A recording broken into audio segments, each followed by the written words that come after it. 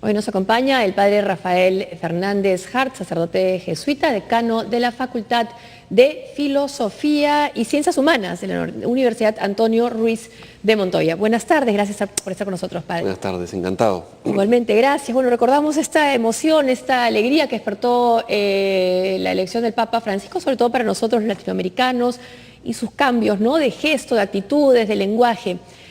Pero algunos cuestionan y dicen que parece ser un cambio más de forma que de fondo. Leí en El País un artículo, señalaban que, bueno, sí puede haber abierto puertas y ventanas, pero que quizás el aire que circula es el mismo.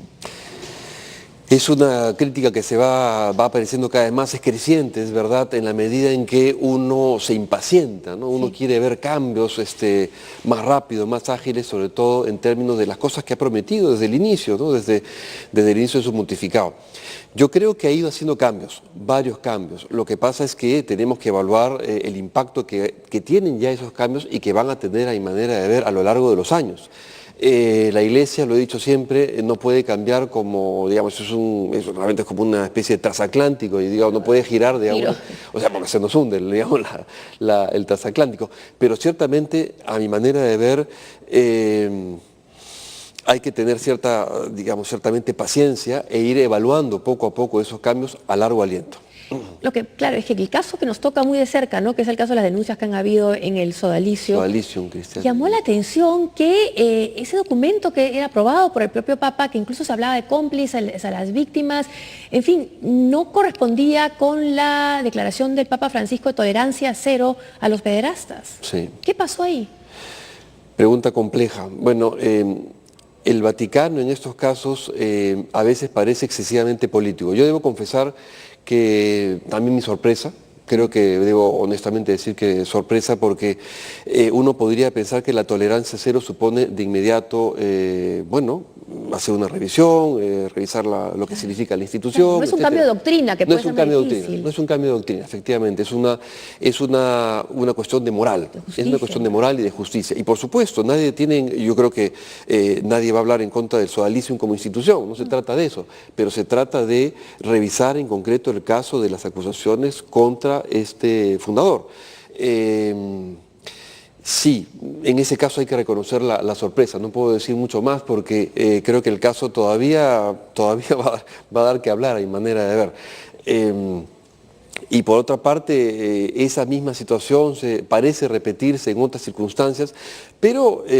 acá mismo en el Perú también lo hemos visto, en órdenes no necesariamente digamos, asociadas a la derecha, sino también a la izquierda en términos políticos. Sí, es verdad. Yo creo que la política, en todo caso, del Papa es clara. En términos morales, en términos políticos, tiene claridad, pero al mismo tiempo creo que es un Papa que quiere que la Iglesia avance también a su ritmo, es decir, cuando pone temas de debate, cuando propone reformas, cuando propone cambios de actitud, etcétera, quiere que la Iglesia vaya a su ritmo también. Es decir, tenemos que ir a su ritmo también. Y claro, y hay otros que no quieren seguir ese ritmo. La curia, él está criticándola, cuestionándolo. Por ejemplo, en el caso... Desde el inicio, ¿eh? Desde el inicio. Desde el inicio hay resistencia en la curia y cada vez más. Y cada vez más. Entonces, ¿hasta dónde llega el poder de un papa? Muy buena pregunta también. Bueno, este Papa, lo que pasa es que es un gran político también. Y a mi manera de ver, no se trata simplemente de decir, bueno, vamos a cambiar las cosas el día de mañana, vamos a ordenar a mujeres, ¿no? Porque eso ha dicho que no, ¿no? Eso ha dicho que no por ahora, por lo menos, sí, ha dicho que no. ¿Pero la ordenación de sacerdotes casados, serían sacerdotes? Sí, bueno, en la Iglesia Católica de Oriente hay sacerdotes casados. O protestantes que se han convertido y ya estaban casados. Convertidos que ya estaban casados, también esa realidad existe, es un hecho, sin duda alguna. ¿Y la comunión a los divorciados y vueltos a casar? Es un tema que está en el debate, yo creo que es perfectamente, es decir, hay que tener cuidado porque no se trata, es un Papa que trata de mantener al mismo tiempo lo que dice la doctrina, lo que dice la Iglesia, pero al mismo tiempo dice acompañemos a estos casos, es decir, no se trata simplemente de decir los juzgamos, están fuera de la iglesia, no son de la iglesia, etcétera. No, se trata de acompañarlos, de apoyarlos y por lo tanto ya puso el tema en cuestión, ya puso el tema en debate. Pero no se ha aprobado. No se ha aprobado, bueno, ha habido resistencias, ha habido ciertamente... es difícil, bueno, ahí vemos lo que significa hacer política vaticana y lo que supone ir moviéndose con cuidado y haciendo y tomando decisiones poco a poco, porque ciertamente tampoco se trata de producir una especie de cisma, es decir, si mañana decide, como decía, iba a poner el ejemplo, vamos a ordenar mujeres, bueno, evidentemente habría un cisma, pues, porque probablemente una gran parte de la iglesia diría, no, eso no es posible, sin debate por lo menos. Y ahí hemos visto acá las marchas en la calle Con mis hijos no te metas, ¿no? Que coinciden que hay reclamos legítimos y preocupaciones de los padres, sí, pero a veces los liderazgos pueden ser muy fanáticos, también los hemos visto. Lo son. ¿No? Y coinciden iglesias evangélicas con también iglesias con sectores del catolicismo. ¿Hay un incremento en los sectores más conservadores del catolicismo? Parece que sí. Habría que hacer un estudio demográfico mucho más preciso. Pero es verdad que los contextos de miedo, los contextos de temor, hacen que emerja cierto fundamentalismo, ¿no?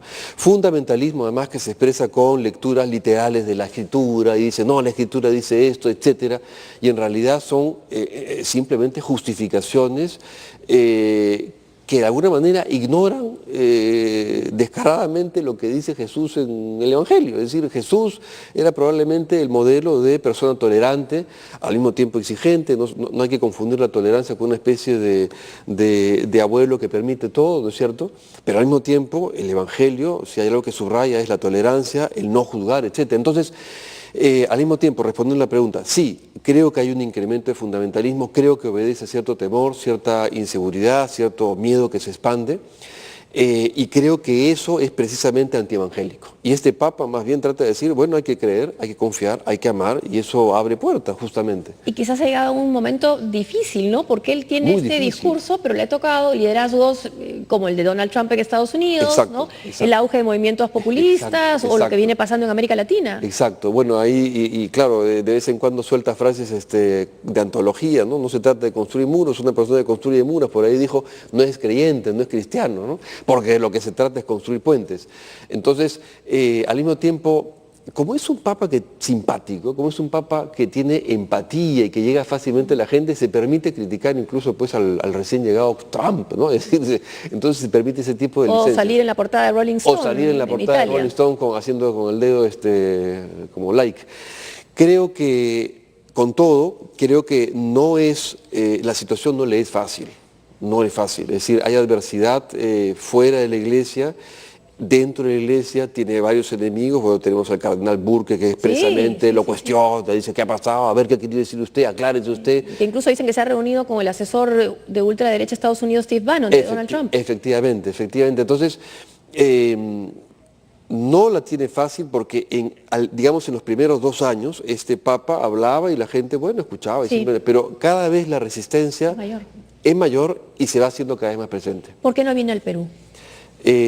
Bueno, yo imagino que todavía no tiene la invitación explícita quizás, pero invitación que obedece, digamos, bueno, invitación debe haber habido en conferencia episcopal. Yo creo que no se ha hecho tiempo.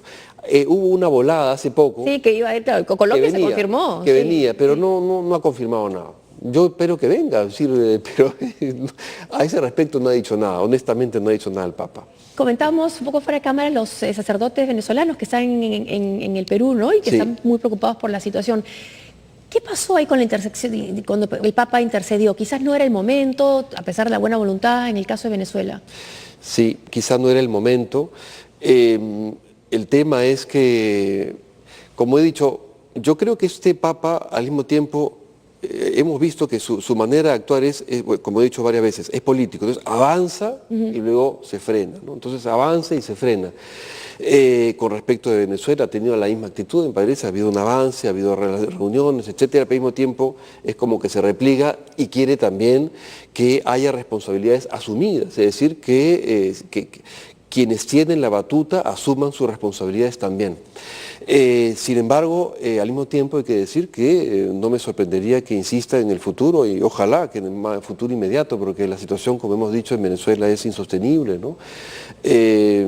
Insostenible y creo que la Iglesia lo sabe, cada vez que el Papa ha podido decir algo lo ha dicho, otros estados quizás podrían hacer lo mismo también y tener una fuerza de cohesión para presionar frente a esta situación que es grave. Con un jesuita en el Vaticano, ¿qué es lo que espera usted de Francisco a partir de ahora? Ya lo hemos escuchado, lo hemos visto.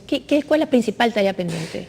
Yo, la verdad, quisiera que este Papa siguiese desarrollando esta cualidad suya, que es el ayudar a discernir, ayudar a poner los temas en el tapete, que no tengamos miedo de pensar los temas, aun cuando sean polémicos, aun cuando parezca que son tabúes, que tengamos el coraje de pensar los temas, de dialogar sobre ellos, debatir eventualmente y de argumentar.